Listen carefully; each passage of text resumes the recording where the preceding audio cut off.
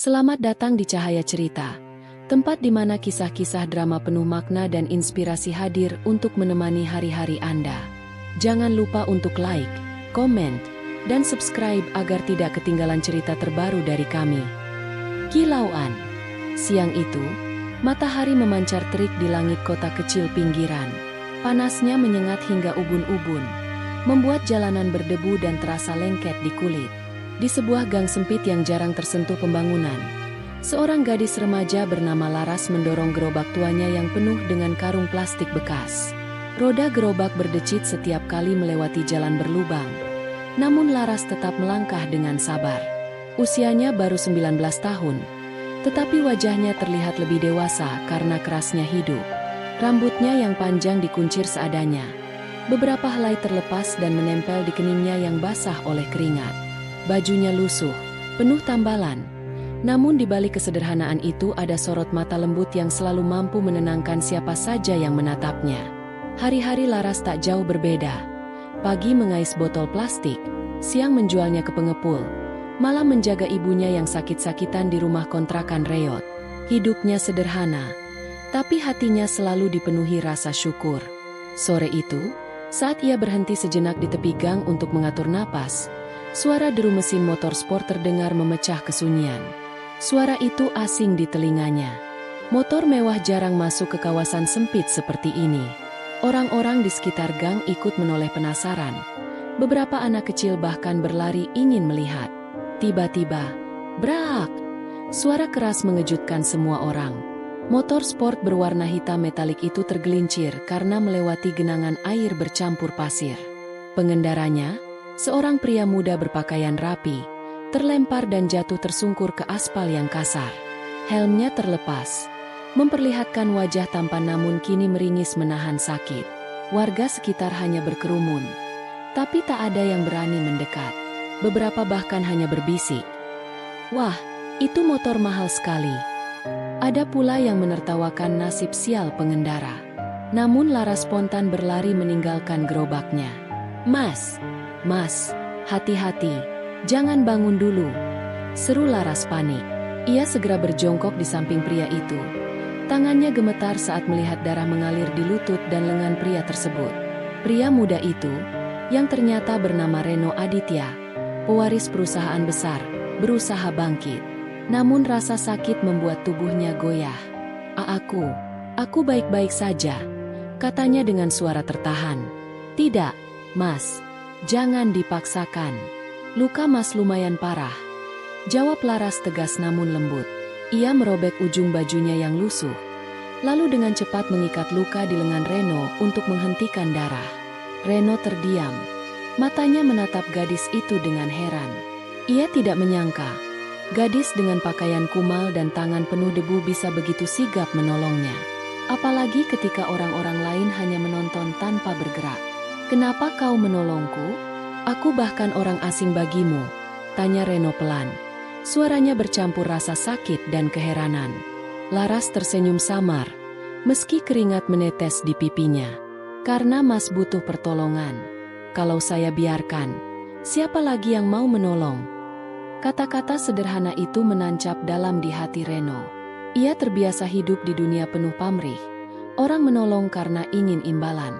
Tapi gadis ini, pemulung lusuh yang bahkan tidak tahu siapa dirinya, menolong dengan tulus.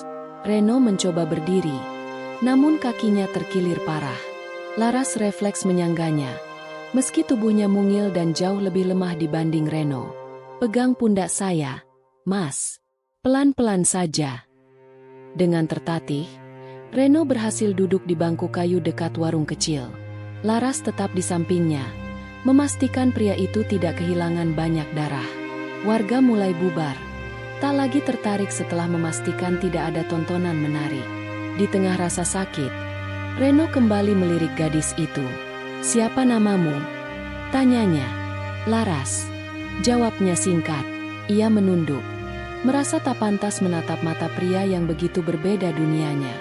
Reno mengulang nama itu dalam hati. Laras, nama sederhana, sama seperti penampilannya. Namun di balik kesederhanaan itu, Reno merasakan sesuatu yang asing, sebuah ketulusan yang jarang ia temukan. Sejak sore itu, di gang sempit yang penuh debu, takdir mempertemukan dua jiwa yang berasal dari dunia berbeda. Pertemuan yang tampak sederhana, namun diam-diam menjadi awal dari cerita panjang yang akan mengubah hidup keduanya selamanya. Reno meringis, menahan sakit di kaki dan tangannya yang lecet parah. Nafasnya tersengal. Wajahnya pucat meski sore itu udara begitu panas. Beberapa goresan tampak di pipi dan lengan, dan darah perlahan merembes membasahi kemeja putih yang tadinya tampak mahal. Orang-orang masih berkerumun, namun tak seorang pun yang berani benar-benar mendekat. Ada yang hanya bergumam, "Kasihan juga ya." Ada pula yang justru berbisik sinis, "Pantas saja jatuh, bawa motor mahal masuk gang sempit." Tidak ada yang bergerak. Semua lebih suka menjadi penonton. Hanya Laras yang tanpa berpikir panjang sudah berada di sisi Reno. Ia menunduk, membuka ujung bajunya yang robek, lalu mengikatnya di lengan Reno untuk menghentikan darah. Tangannya gemetar, bukan karena takut, tapi karena terburu-buru ingin menolong. "Mas, jangan banyak bergerak dulu," ucap Laras lirih. Matanya penuh kecemasan. Kalau dipaksa bangun, lukanya bisa makin parah. Reno menatap gadis lusuh itu dengan heran.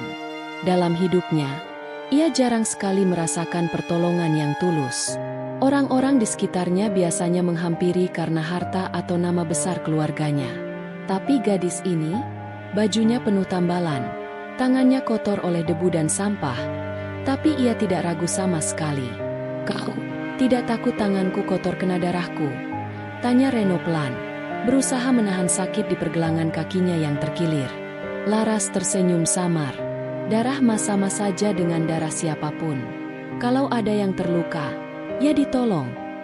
Jawaban itu membuat Reno terdiam. Hatinya bergetar aneh. Ia terbiasa mendengar kata-kata manis penuh pamrih, tapi ucapan gadis ini sederhana dan jujur.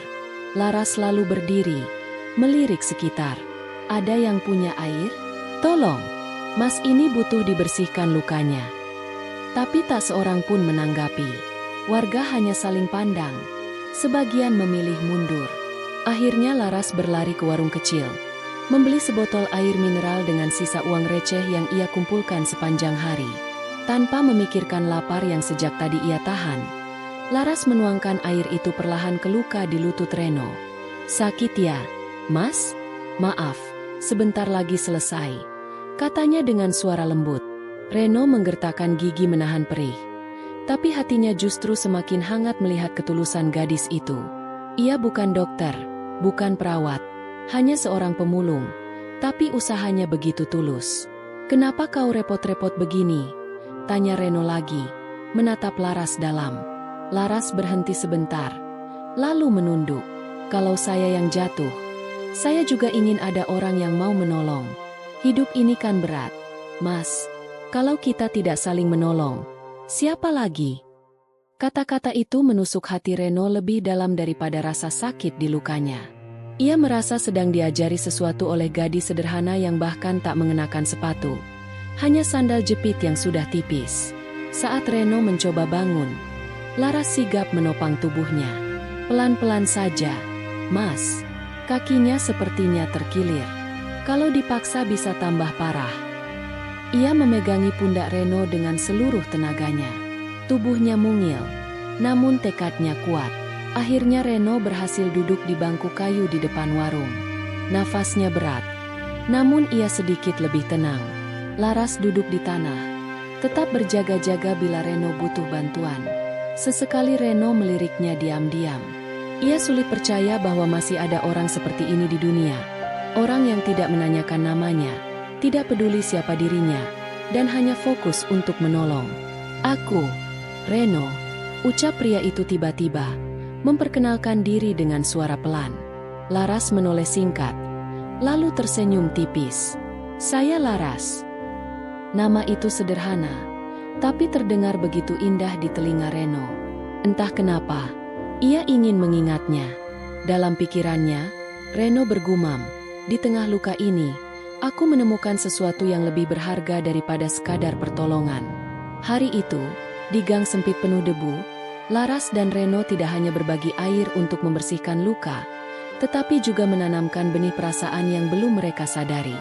Pertemuan singkat itu menyimpan sesuatu yang lebih besar daripada sekadar kecelakaan kecil. Sebuah awal dari perjalanan panjang yang kelak mengubah hidup mereka. Dengan langkah tertatih, Reno berusaha berdiri. Kakinya yang terkilir membuat tubuhnya goyah.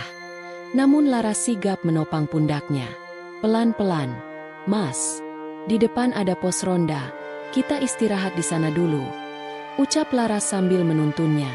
Gerobak tuanya ia tinggalkan begitu saja di tepi jalan. Baginya, keselamatan orang yang ditolong jauh lebih penting daripada botol-botol plastik yang sudah ia kumpulkan seharian. Roda gerobak masih berdecit ditiup angin sore. Namun Laras tak menoleh lagi. Beberapa warga yang tadinya menonton hanya berbisik-bisik. Ada yang heran, ada yang sinis. Heran, pemulung itu sok sibuk menolong. Celetuk seorang ibu setengah berbisik. Namun Laras tidak peduli. Ia terus mendampingi Reno yang berjalan terpincang menuju pos ronda. Pos ronda itu kecil dan sederhana. Hanya bangunan kayu beratap seng. Kursi panjang di dalamnya berdebu. Namun cukup untuk Reno duduk beristirahat. Laras dengan hati-hati menurunkan Reno agar bisa duduk nyaman. "Terima kasih," ucap Reno dengan suara pelan. Ia menghela napas, menahan sakit di kaki sambil memegang perban seadanya yang dibuat Laras. Laras mengangguk, lalu mengambil sapu tangan lusuh dari kantong kecilnya. Ia membasahi sudut kain itu dengan sisa air mineral yang dibelinya tadi, kemudian mengusap pelan luka di pipi Reno. Gerakannya hati-hati, seakan takut menyakiti lebih dalam. Reno terdiam, bukan hanya karena rasa sakit yang berkurang, tetapi karena sorot mata Laras saat menunduk. Mata itu teduh, tenang, seolah menyimpan samudra kesabaran meski wajahnya letih oleh kerasnya hidup. "Kenapa kau melakukan semua ini?" tanya Reno tiba-tiba. Suaranya berat menahan emosi. "Aku orang asing, bahkan aku tidak pernah mengenalmu sebelumnya." Laras menatapnya sejenak, lalu tersenyum kecil. Senyum itu sederhana, tanpa polesan, tapi terasa tulus. "Karena saya manusia, Mas, dan manusia seharusnya saling menolong, tidak peduli siapa dia." Jawaban itu membuat Reno terdiam lama. Dalam dunia Reno, semua hubungan hampir selalu diukur dengan kepentingan. Bahkan orang-orang terdekatnya seringkali hanya mendekat ketika butuh sesuatu. Namun gadis ini, seorang pemulung, menolong tanpa ragu, tanpa menanyakan identitas, tanpa menunggu imbalan. "Siapa namamu?" tanya Reno akhirnya. Matanya menatap lekat. "Saya, cuma Laras," jawabnya singkat. Senyumnya meredup. "Pemulung biasa." Kata-kata itu sederhana, tapi justru membuat dada Reno sesak. Bagaimana mungkin seseorang yang begitu berharga dalam tindakannya merendahkan dirinya sendiri sedemikian rupa? Laras. Reno mengulang namanya, seakan ingin menanamnya dalam ingatan. Nama itu mengalir lembut di lidahnya, namun terasa kuat di hatinya. Laras buru-buru menunduk, merasa canggung. Ia tidak terbiasa diperhatikan oleh orang sekelas Reno. Baginya, ia hanyalah gadis miskin yang hidup dari sampah orang lain. Ia bahkan tak berani membayangkan apapun selain menolong orang ini agar segera pulih. Di sela kesunyian, suara azan maghrib berkumandang dari surau kecil tak jauh dari pos ronda. Laras menoleh ke arah suara itu, lalu berkata lirih, "Mas, sebentar ya. Saya ambilkan air untuk cuci tangan dan wajah, biar segar." Ia berlari kecil ke warung, kembali dengan air segelas. Reno menerimanya dengan tatapan campur aduk. Saat air itu menyentuh tenggorokannya, ia merasa bukan hanya rasa haus yang terobati, melainkan ada sesuatu yang menenangkan dari kepedulian Laras. Dalam hatinya, Reno mulai merasakan sesuatu yang aneh. Ia, seorang pewaris perusahaan besar yang terbiasa hidup di tengah kemewahan, justru merasa paling diperhatikan oleh seorang gadis yang nyaris tak punya apa-apa. Malam mulai turun, angin dingin menyusup lewat celah pos ronda. Laras bangkit, menatap Reno yang masih duduk sambil menahan sakit. "Mas, jangan banyak bergerak dulu. Nanti kalau sudah agak enakan, baru saya carikan ojek atau becak." Reno hanya mengangguk. Tatapannya mengikuti setiap gerak Laras. Dalam hatinya ia berbisik, gadis ini bukan hanya menolong lukaku, tapi juga membuatku melihat wajah dunia dari sisi yang berbeda. Hari itu, luka Reno bukan hanya terikat kain lusuh, melainkan juga terikat oleh benang halus bernama ketulusan. Dan benang itu berasal dari seorang gadis bernama Laras, pemulung yang menyebut dirinya biasa, namun sebenarnya luar biasa. Keesokan paginya, Reno tidak bisa menahan gelisah yang sejak tadi malam menguasai hatinya. Meski tubuhnya masih sedikit sakit akibat jatuh dari motor, pikirannya justru dipenuhi wajah teduh gadis sederhana yang menolongnya. Ada sesuatu yang berbeda pada Laras, sesuatu yang sulit ia definisikan. Bukan kecantikan semata, bukan pula sikap manis yang dibuat-buat, melainkan ketulusan yang begitu tulus, murni. Reno kembali ke gang sempit tempat ia pertama kali bertemu Laras. Motor sport kesayangannya kini terparkir rapi di ujung gang. Kontras dengan suasana sekitar yang penuh rumah sederhana, dinding kusam, dan suara anak-anak berlarian tanpa alas kaki. Ia menoleh ke kanan dan ke kiri, mencari sosok gadis itu. Namun yang terdengar hanya decit roda gerobak kayu yang bergesekan dengan jalan berbatu. Seorang bocah kecil berlari membawa botol plastik bekas. Reno sempat menghentikannya dan bertanya, "Nak, kau tahu Laras? Gadis yang biasa memulung di sini." Bocah itu hanya mengangguk samar, lalu menunjuk ke arah gang lebih dalam. Reno menyusuri jalan itu, tapi Laras tak jua ditemukan. Ia menunggu cukup lama, hingga akhirnya memilih mampir ke sebuah warung kecil di dekat mulut gang. Warung itu menjual kopi sachet, mie instan, serta jajanan sederhana. Pemiliknya seorang ibu paruh-baya dengan senyum ramah. Reno meminta segelas teh hangat, lalu memberanikan diri bertanya, "Bu, apakah Anda mengenal seorang gadis bernama Laras?" Ibu warung itu mengangguk pelan. "Oh, Laras, gadis pemulung itu, anak baik. Selalu sopan. Setiap pagi dia lewat sini dengan gerobaknya. Kalau sudah sore, biasanya kembali lewat sini lagi." Reno menghela napas lega. Setidaknya ia tidak salah alamat. Dari sakunya, ia mengeluarkan sebuah kartu nama. Di kartu itu tercetak jelas namanya, Reno Aditya Putra, beserta nomor telepon pribadi dan alamat kantornya. Ia menyerahkannya kepada ibu warung. "Tolong, Bu, kalau nanti Laras lewat, berikan kartu ini padanya. Katakan, saya ingin berbicara dengannya, sekadar berterima kasih. Tak lebih." Ibu warung itu menerima kartu tersebut dengan raut heran. Seorang pria muda berpenampilan rapi dengan motor sport mahal menitipkan pesan untuk seorang gadis pemulung? Rasanya begitu janggal. Namun tatapan tulus Reno membuatnya percaya. Sementara itu, Laras yang baru saja selesai mengumpulkan barang bekas di ujung gang sama sekali tidak tahu bahwa seseorang tengah mencarinya. Ia hanya fokus mendorong gerobak beratnya sambil sesekali mengusap peluh di kening. Hatinya sebenarnya masih menyimpan bayangan wajah pemuda yang semalam ia tolong. Ada getaran aneh yang sulit ia pahami. Saat berhenti sejenak di bawah pohon rindang, Laras mendongak menatap langit. "Ah, bodoh. Buat apa aku memikirkan orang seperti dia? Dia orang kota. Pasti hidupnya penuh kemewahan. Aku hanya pemulung. Bahkan untuk makan sehari-hari pun harus bersusah payah." Ia menggeleng keras, seakan ingin mengusir bayangan Reno dari pikirannya. Namun sekuat apapun ia mencoba, kenangan singkat itu tetap membekas. Mata Reno yang jernih, cara ia terdiam saat mendengar nama Laras, semuanya terasa begitu nyata. Jantungnya berdegup lebih kencang ketika mengingat momen itu. Sore harinya, saat Laras melewati warung kecil di dekat gang, ibu pemilik warung itu memanggilnya. "Laras, sini sebentar. Tadi ada seorang pemuda menitipkan ini untukmu." Laras menoleh bingung, lalu menerima selembar kartu nama.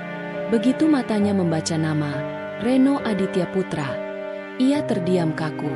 Tangannya bergetar. Ia tahu betul, nama itu bukan nama biasa. Seingatnya, beberapa kali ia mendengar pedagang di pasar menyebut keluarga besar Aditya Putra, keluarga kaya raya yang memiliki perusahaan besar di kota. "Untukku?" gumam Laras lirih. Ia nyaris tidak percaya. Ibu warung tersenyum samar.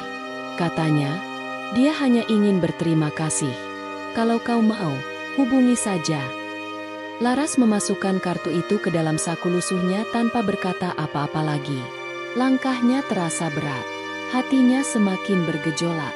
Antara ingin tahu lebih jauh tentang Reno, atau pura-pura melupakan pertemuan itu selamanya. Di sisi lain, Reno duduk di balkon apartemennya malam itu, menatap kartu nama cadangan di tangannya. Ia tersenyum kecil, berharap Laras benar-benar menerima yang ia titipkan. Ada sesuatu dalam dirinya yang yakin, pertemuan singkat itu bukan kebetulan.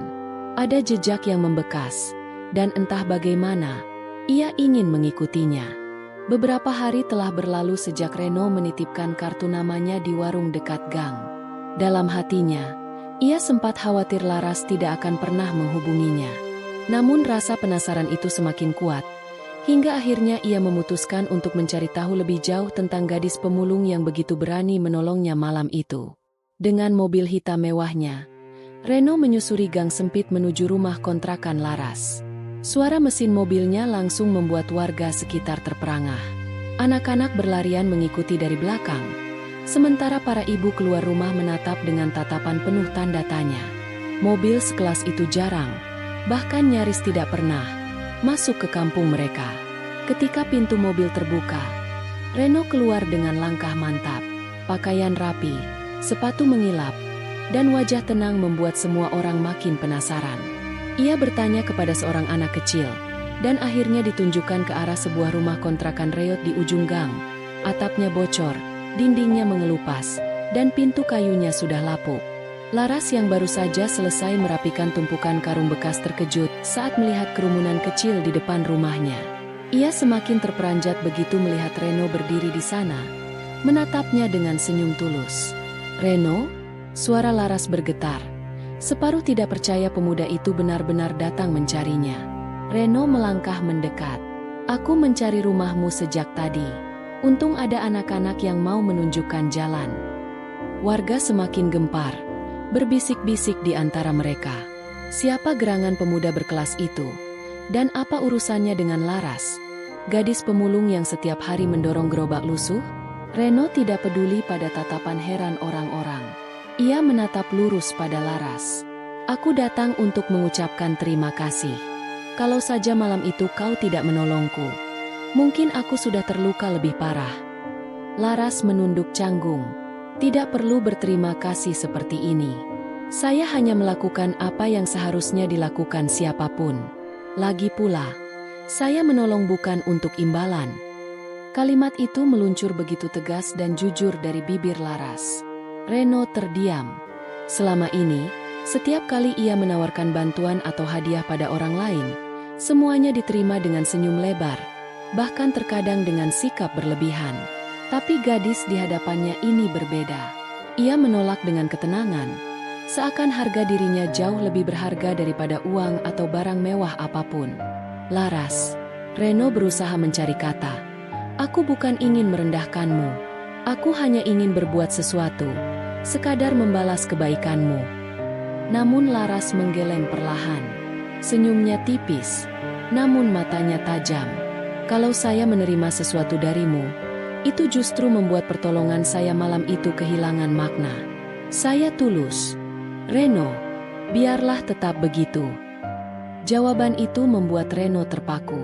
Ia menatap wajah Laras lama, mencari-cari sesuatu yang selama ini jarang ia temukan di sekelilingnya. Kejujuran tanpa pamrih. Warga sekitar mulai bubar satu persatu, setelah menyadari tidak ada drama besar yang mereka harapkan. Namun bisik-bisik tetap terdengar. Sebagian kagum, sebagian heran. Reno akhirnya menghela napas, lalu berkata lirih, "Baiklah, kalau begitu, tapi izinkan aku tetap berteman denganmu. Tanpa imbalan, tanpa paksaan. Aku hanya ingin mengenalmu lebih jauh." Kali ini Laras terdiam. Dalam hatinya, ada rasa hangat yang menyusup pelan. Ia tahu jarak di antara mereka terlalu jauh. Ia hanya pemulung, sementara Reno pewaris kekayaan besar. Namun tatapan mata pemuda itu sungguh tulus. "Berteman?" ulang Laras, seakan ingin memastikan ia tidak salah dengar. Reno mengangguk mantap. "Ya." Berteman. Laras menunduk, menggenggam ujung bajunya yang lusuh. Bibirnya akhirnya melengkung tipis. Kalau hanya itu, saya tidak keberatan. Senja sore itu menjadi saksi awal dari sebuah hubungan yang aneh namun penuh makna. Reno, yang terbiasa hidup dalam lingkaran orang-orang berkepentingan, akhirnya menemukan seseorang yang tidak melihatnya dari harta atau status. Sementara Laras, yang terbiasa hidup dalam kesederhanaan, mendapati seorang sahabat yang hadir tanpa syarat. Dan tanpa mereka sadari, dari sebuah balas budi yang tak pernah diterima, tumbuh sebuah ikatan yang akan mengubah jalan hidup mereka berdua. Hari-hari Laras berjalan semakin berat. Ibu yang biasanya menyambutnya dengan senyum meski tubuh renta, kini lebih sering terbaring lemah di tikar usang. Batuknya tak kunjung reda. Kadang disertai sesak napas yang membuat dada Laras ikut rasa sesak setiap kali mendengarnya. Sebagai anak satu-satunya, Laras berusaha keras menutupi kegundahan hatinya. Setiap pagi ia tetap mendorong gerobak, menyusuri jalanan mencari botol dan kardus bekas. Tangannya kasar, punggungnya pegal. Namun ia tidak pernah mengeluh. Dalam benaknya hanya ada satu hal, bagaimana caranya mengumpulkan cukup uang untuk membawa ibunya ke puskesmas. Tetapi kenyataan tidak semudah harapan. Uang yang ia kumpulkan dari hasil memulung hanya cukup untuk makan sehari-hari. Itu pun pas-pasan. Seringkali ia memilih menahan lapar, agar ibunya bisa makan sedikit lebih banyak.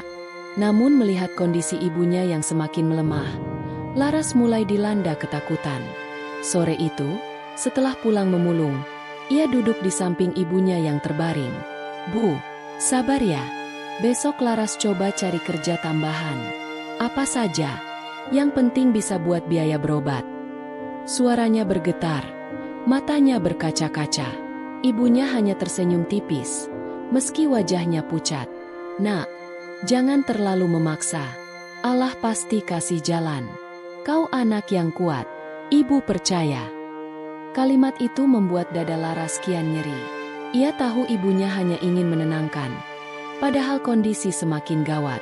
Sementara itu, Reno diam-diam mengetahui keadaan Laras dari seorang tetangga. Saat ia kembali ke gang itu, ia tidak langsung menemui Laras, melainkan berbincang dengan pemilik warung tempat ia dulu menitipkan kartu nama. Dari sana ia mendengar kabar tentang ibu Laras yang sakit keras. Reno terdiam lama, hatinya diliputi rasa iba. Ia ingin sekali datang langsung dan menawarkan bantuan. Namun teringat bagaimana Laras menolak pemberiannya dulu dengan tegas. Reno tahu hal itu akan melukai harga diri gadis itu. Ia tidak ingin kehadirannya justru membuat Laras merasa rendah. Maka Reno mencari cara lain. Ia menghubungi salah satu temannya yang memiliki akses ke sebuah lembaga sosial dan meminta agar bantuan medis diberikan kepada keluarga Laras. Ia menegaskan, jangan sampai namanya disebut. Katakan saja ini dari Yayasan Peduli. Ucapnya mantap. Beberapa hari kemudian, sebuah mobil kecil berhenti di depan kontrakan Laras. 2 orang relawan turun, membawa obat-obatan dan memanggil seorang dokter muda yang ikut serta. Warga sekitar tercengang. Sebagian heran mengapa ada lembaga sosial yang datang ke gang sempit itu. Laras yang sedang menimba air kaget, buru-buru menghampiri. "Ada yang bisa saya bantu, Pak?" tanyanya gugup. Salah satu relawan tersenyum. "Kami dari lembaga sosial. Mendapat informasi ada warga di sini yang sakit dan butuh pertolongan.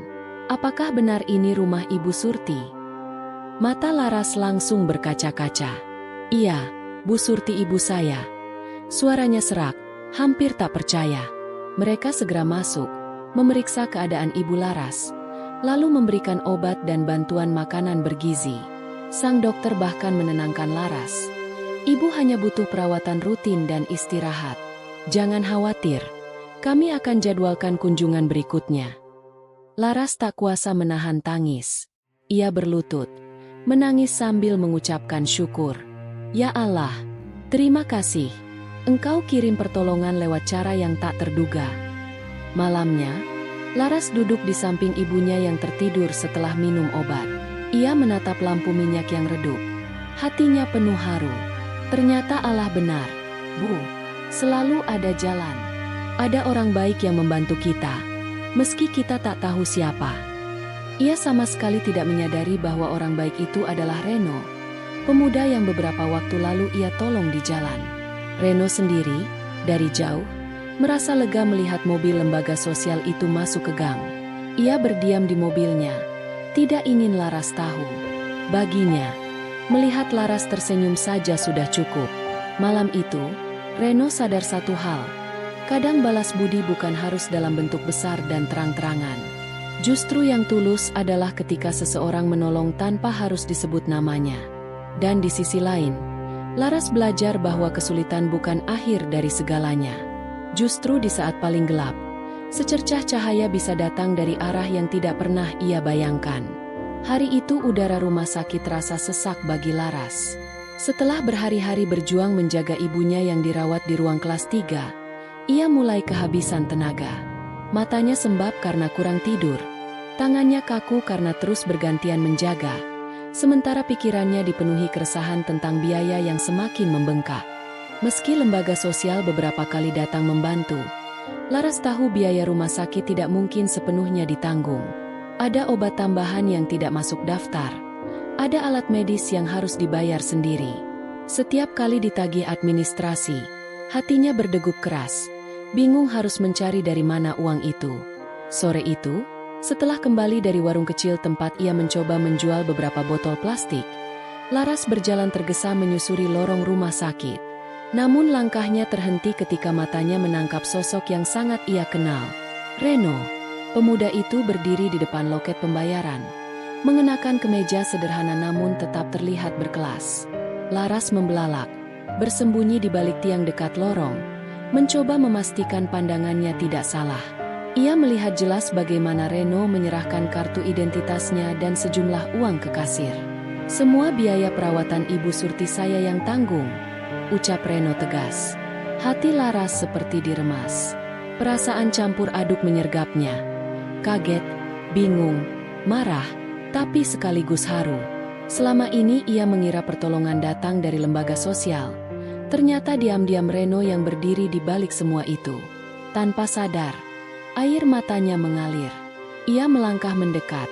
Suaranya bergetar. "Reno, jadi semua ini, kamu?" Reno terkejut, menoleh, lalu menatap Laras dengan wajah bersalah. "Aku tidak bermaksud menyembunyikan, Laras. Aku hanya takut melukai harga dirimu. Kau orang yang begitu tulus. Aku tahu kau tidak suka menerima imbalan. Tapi, aku tidak bisa diam melihat ibumu menderita." Laras menatapnya lama. Dada naik turun menahan emosi. "Kenapa kau tidak bilang dari awal? Kenapa harus bersembunyi di balik nama yayasan? Apa kau pikir aku terlalu lemah untuk menerima kenyataan?" Reno menunduk. "Bukan begitu. Aku hanya tidak ingin kau merasa rendah karena menerima bantuanku. Aku ingat jelas kata-katamu. Kau menolongku tanpa pamrih. Dan aku ingin melakukan hal yang sama, tapi dengan caraku." Hening sejenak menyelimuti lorong itu. Hanya terdengar suara mesin infus dari kamar-kamar terdekat dan langkah kaki para perawat yang lalu lalang. Air mata Laras semakin deras. Ia menutup wajahnya dengan kedua tangan, kemudian berkata lirih, "Aku tidak tahu harus marah atau berterima kasih. Tapi aku tahu satu hal, Allah memang selalu punya cara. Dan mungkin, kali ini Allah mengirim pertolongan lewat dirimu." Reno mendekat. Suaranya lembut. "Biarkan aku membantu, Laras. Bukan karena kasihan, tapi karena aku benar-benar ingin.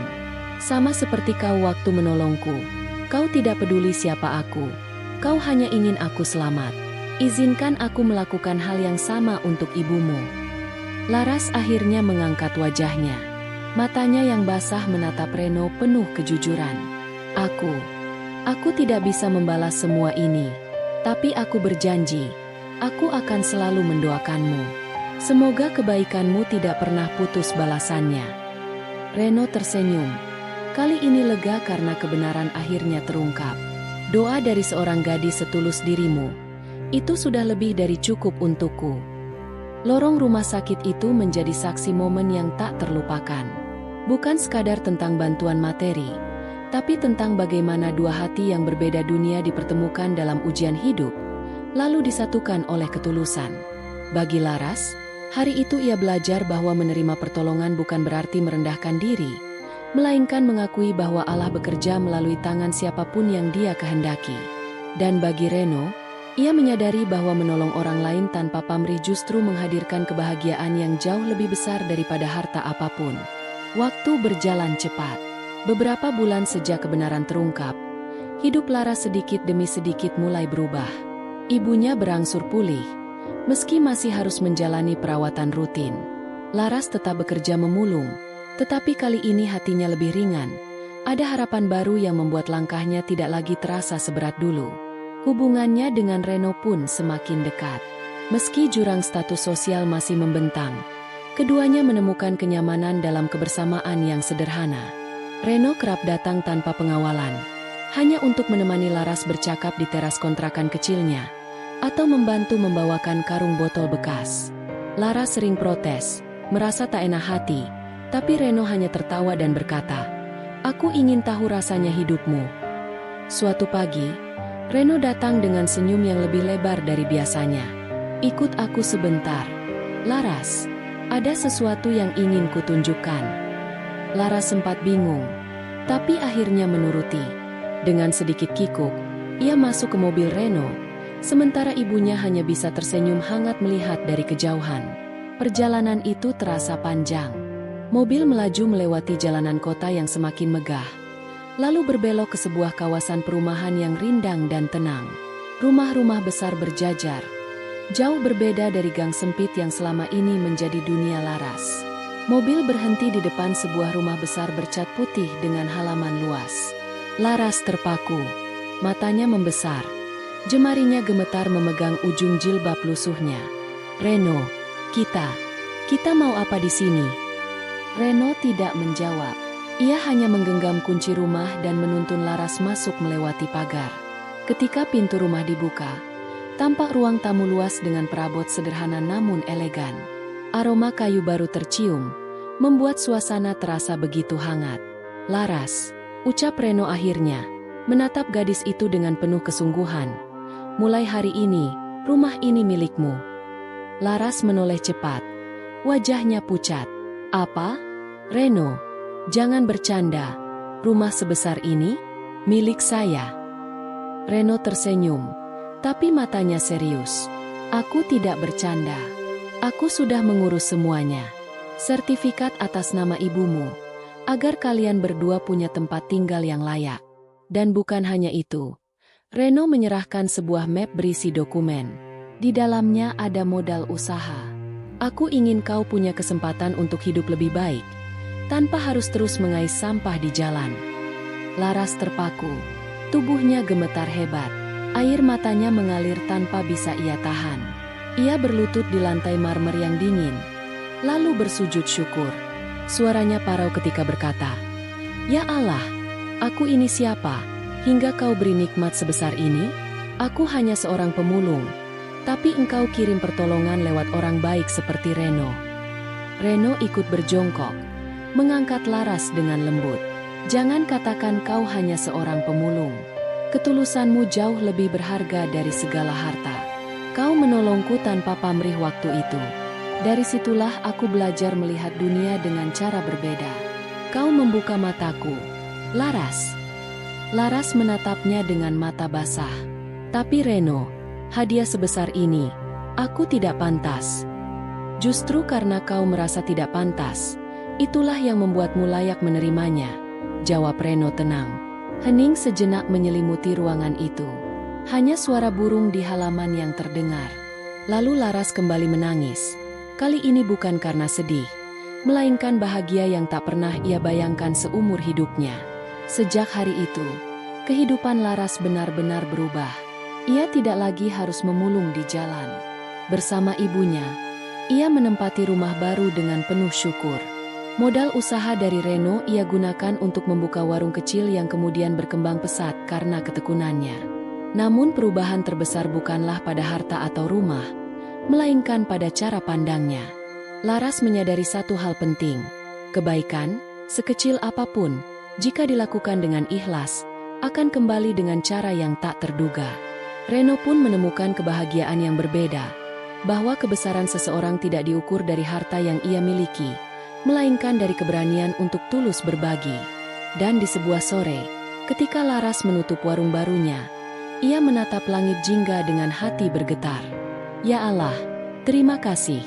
Pertolongan MU selalu datang pada waktu yang tepat. Di sisi lain, Reno yang berdiri tidak jauh darinya hanya tersenyum, merasa ikut bahagia melihat perubahan hidup gadis yang dulu ditemuinya di sebuah gang sempit, dengan gerobak tua dan tangan penuh debu. Sebuah hadiah yang mengubah hidup mereka berdua, bukan hanya rumah atau modal, tetapi juga keyakinan bahwa ketulusan akan selalu menemukan jalannya untuk kembali.